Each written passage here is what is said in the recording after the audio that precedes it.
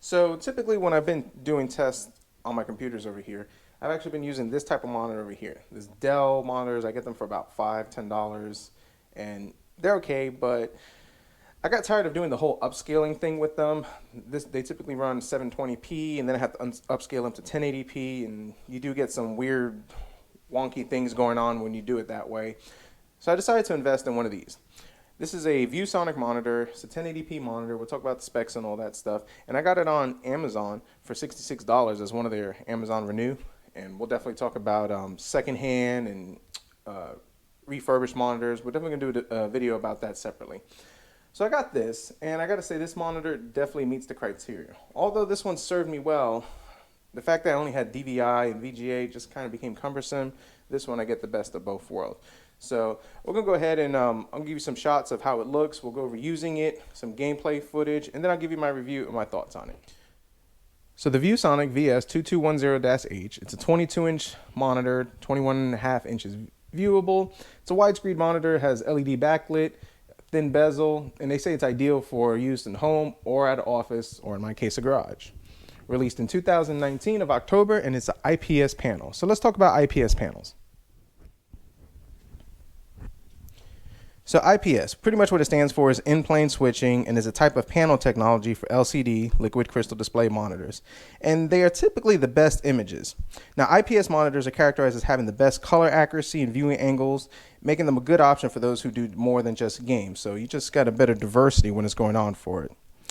These added benefits of an IPS monitor also bring about extra cost. They cost a little more than, like we say, LED, LCD, and they typically are the most expensive out of the different panels that are out there.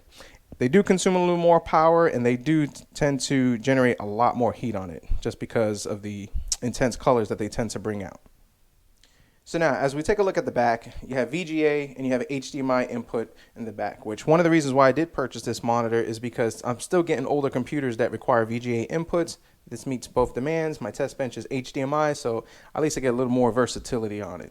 Also, this is VESA mount compatible. The design over here is 100 by 100. That is the standard. I have a video on that, so definitely check that out.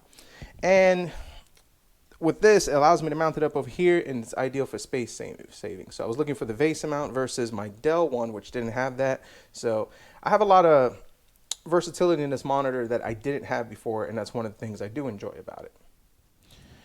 All right, so we're going to take a look at this monitor, and we're going to be using this game Fortnite. Number one, because it's the only one I have installed on my new setup right now.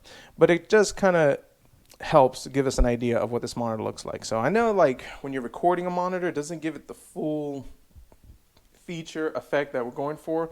But one thing I do want to point out, and I don't know if it captures it, is when you're going from light colors to dark colors, some monitors have this harshness, and you can actually see, you know, the big variation from light colors to dark colors, and I died. This one has a nice smooth contrast where it's not harsh and it blends very well. So I do enjoy the blending on this monitor.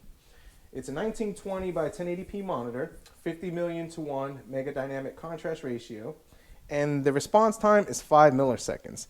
Now, for competitive gaming and those that are into high frames per second games, you know, such like Doom or even this game for a second, 5 milliseconds will get the job done, but ideally you want to have 1 millisecond. I mean, but when you go towards the 1 millisecond mark, you pay a lot more for it. You're not going to spend $66 on a 1 millisecond monitor, that's for sure. That's going to cost you at least $200 and on up for that. So just something to kind of keep in mind. This is a 60 refresh rate monitor. Some people like the higher refresh rate for better frames for that. But for the price, and for anybody who's trying to look into getting into gaming, competitive game, in my opinion, this monitor does kind of meet the standard for that. And it kind of helps when trying to find a budget. So instead of going $200–300 on a fancy monitor, you can actually cut the cost, get something like this, and pop it into more of your graphics card, CPU, memory. Just put more of the upgrade over here on your computer and just save some money on here, but still get a good, decent gaming experience. So this is my review on this ViewSonic monitor. This is what we're going to be using in the garage to do further testing and all that stuff. I do highly recommend this monitor, and I got it on Amazon Renew. Like I said, stay tuned. We'll be talking about that in an upcoming video. And for $66, yeah, if you guys see it for that price, definitely go for it. My biggest regret is I did not get a second one, and I should have gotten two. Number one, I have as a spare, maybe dual monitor setup. I don't know, but that would have been ideal for it. So definitely comment down below. Let me know what you think of this monitors or other budget-friendly monitors that you like or recommend. If you like this video, hit the like button, subscribe if you're not, and as always, we'll see what we come up with next.